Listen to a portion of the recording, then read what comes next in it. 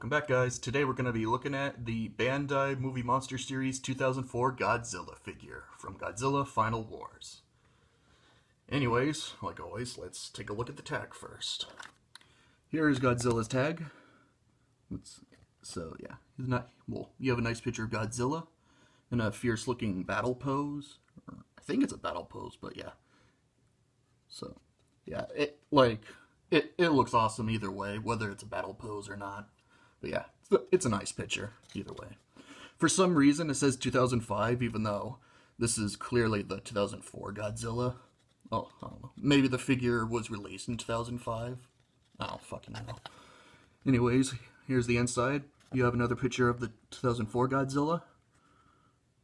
So, yeah. And here's the back. And I'm guessing that this says Movie Monster Series in Japanese. So, yeah. You have a nice silhouette of Godzilla. So, yeah. That's the tag. I like the red that's featured on the tag. It looks really nice. So, yeah. That's the tag. It's a pretty cool tag. And now onto the figure itself. Detail. Now, when it comes to accuracy, this is really, really accurate. I mean, it's really, really accurate to his appearance in Godzilla Final Wars. So, yeah. He has the slender built, or, he has the slender body structure, if you know what I mean. He has the slender look to him. He has the rat-like face with the pointy ears and stuff, and the smaller dorsal plates and stuff. It's really accurate. And the texture is just fucking amazing. Let me see here. There we go. Just look at that. Just incredibly well detailed. Well, when it comes to texture, that is as you can see, there's all sorts of bumps and stuff on the chest and the neck. You have this collarbone or chest bone looking thing, which looks really nice. Claws here. Nicely done. The legs, the toes are really nicely done. Well, claws actually, but yeah, it's really nicely done. The knees, his long tail, really nicely done. His dorsal plates are really, really nice. So, yeah. You have the face here, which looks really, really nice. How many fucking times have I said really nice? I don't know. But anyways, yeah, detail on here is just really well done. The teeth are not individually sculpted, but they still look pretty good to me. The face there, really good. So, yeah, texture is really nicely done. Really nicely done. It's probably one of the more detailed figures of the Bandai. Well, I think it's one of the more detailed Bandai figures, in my opinion, but I could be wrong. I don't know. I personally think this figure has more texture than some of the other Bandai figures, but I don't know. I could be wrong. So, yeah. And paint job is really nicely done as well. He has his traditional, gray color for his skin, the white color for his dorsal plates. It's really, really good. Really nice. His claws and his toes, his claws on his hands and feet are gold. Well, I'm not sure about gold, but they're like this dirty yellow color, which looks really cool, actually. The tongue is red. Let's see here. Come on. Whatever, fuck it. Anyways, as you can see, the tongue is red, and the teeth are slightly... they're kind of like a yellowish white color, although they're not as yellow as the claws on the toes and feet. So, yeah. And his eyes are orange, which looks really cool, actually. So, yeah. Paint job on here is really, really nice. In articulation, he has 5. The arms move in and out like that. They don't go 360 because his body gets in the way, if you can't tell already. The legs move. Like the arms, they would go 360. However, instead of the body, the arms get in the way. But if you use enough force, I'm sure you can move it around 360, but I don't want to damage the figure. And the head moves 360. There are two glued parts on the tail, which look like they would move, but like I said, they're glued.